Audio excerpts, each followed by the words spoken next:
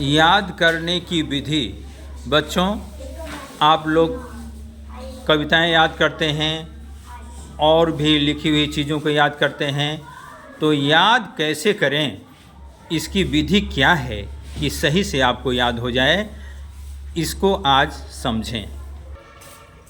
तो आज आप याद करने की विधि को समझेंगे। देखिए, याद करने के लिए आपको 4 स्टेप से गुजरना होगा। कितने स्टेप से? 4 स्टेप। पहला स्टेप है रटना। क्या है? रटना। दूसरा स्टेप है दोहराना। क्या है? दोहराना।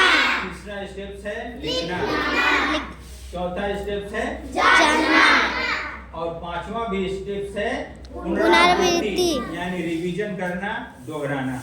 अब इसको विस्तार से समझिए। देखिए, किसी भी कविता को आप याद करते हैं, किसी भी पैराग्राफ को आप याद करते हैं, तो पहले एक एक पंक्ति करके, एक एक लाइन करके याद कीजिएगा। कितनी कितनी लाइन?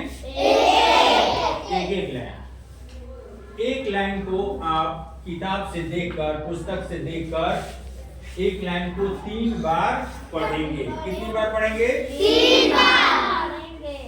फिर उसके बाद बिना देखे उस लाइन को 3 बार मन में दोहराएंगे। कितनी बार दोहराएंगे? 3 बार। तीसरा स्टेप, फिर उसको लिखेंगे। उस लाइन को कॉपी में लिखेंगे और फिर लिखेंगे।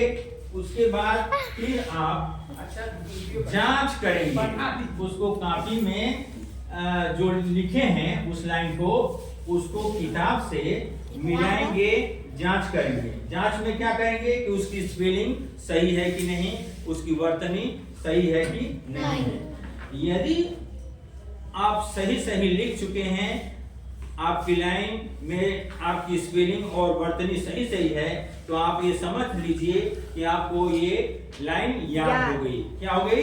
याद हो गई। और यदि सही स्पेलिंग नहीं है, मिलान करते समय सही वर्तनी नहीं है, तो आपको समझना चाहिए कि वो लाइन भली भांति याद नहीं हुई है।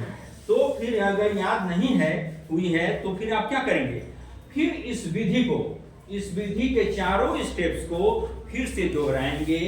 यदि वह पंक्ति की वर्तनी या स्पेलिंग सही है तो याद हो गया, और यदि नहीं सही है तो पुनः उक्त विधि को तब तक दोहराएंगे जब तक कि उस लाइन को सही लिख और बोल नहीं पाते हैं। ठीक है? फिर मान लीजिए आपने इस विधि को दोहराया, फिर एक शब्द छूट गया, आपको वर्तनी सही नहीं लिख पाए हैं, तो फिर दूसरी बार या तीसरी बार भी इस याद करने की विधि को दोहराएंगे।